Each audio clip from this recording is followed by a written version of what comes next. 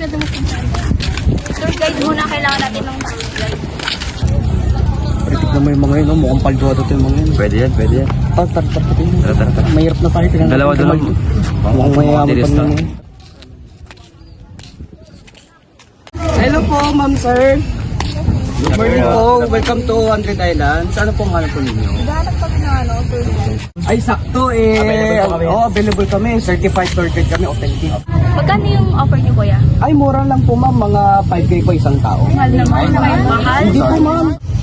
Mas mahal pa po dun sa sa tourism movies at mas maproseso pa po. Mas makamura kayo sa amin. Mas mahal. Kuya, maghanap na lang po kami.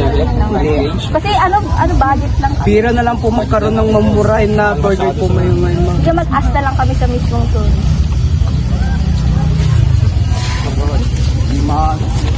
Kaya nga sayang, panto na sana tayo. Hindi nga kasi yan ayos makipagsalita sa mga tao.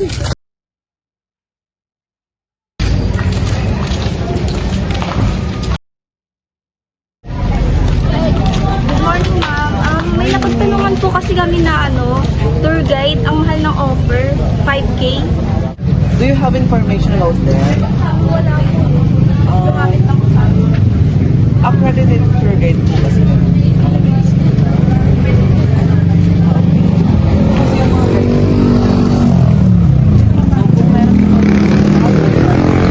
Sa pinag-offer sa inyo, pupunta po tayo dito sa office.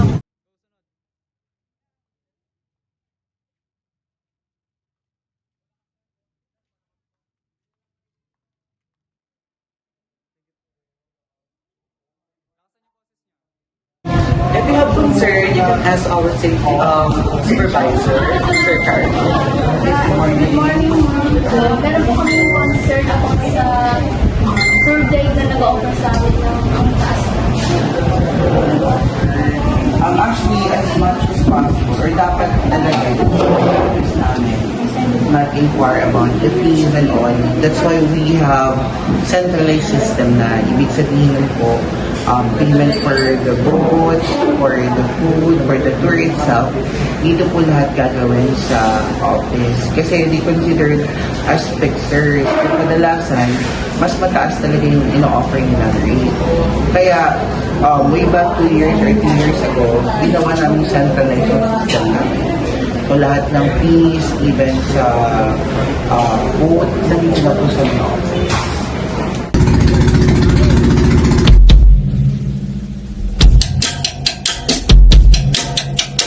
Minsan sa may kalayaan tayo'y nagkatagpuan. May mga sariling gimmick at kanya-kanyang hangad sa buhay.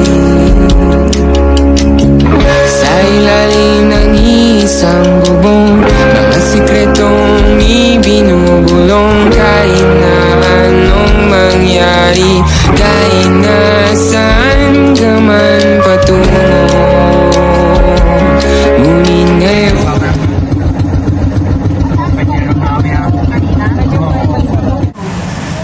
Wow! Ang ganda! Wala pang banana boat. Ang ganda ng banana boat. Ito ang banana boat. Good time, di ba? Pero noon, water bike. Parang mas maganda yun. Maganda din pala ka. Ito tayo. Mga ano dyan, ibibigay mo. Kaya sumaray lang, malapit yan paggabi.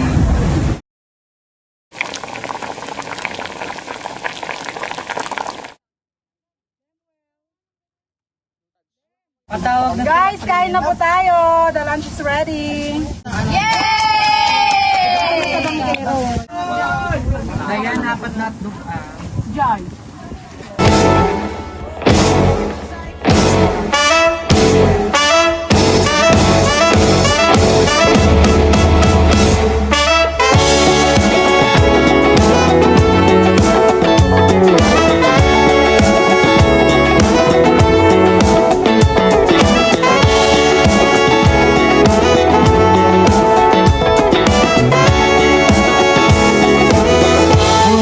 I told you that I've fallen.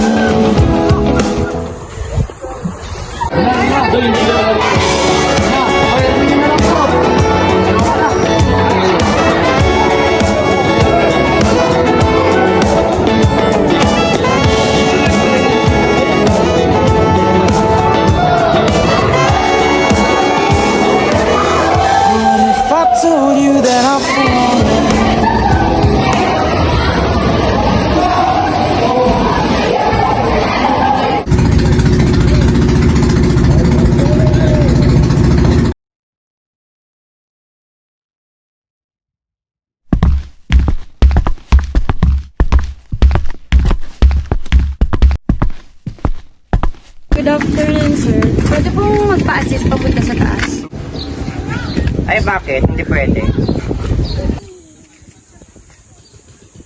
Ano ba yan? Kala mo naman ang gulo. Super Ang sungit!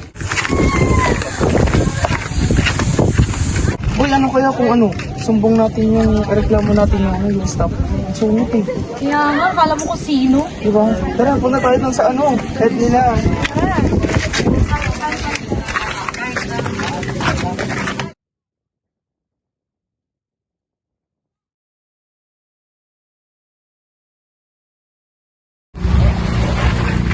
Good afternoon, ma'am. Yes, ma'am. What can I do for you? We have a concern po sana sa isang staff niya. Sino po siya? His name is Joe po. Okay, ma'am. So, thank you for that, concern. So, ipapatawag ko po siya ngayon dito.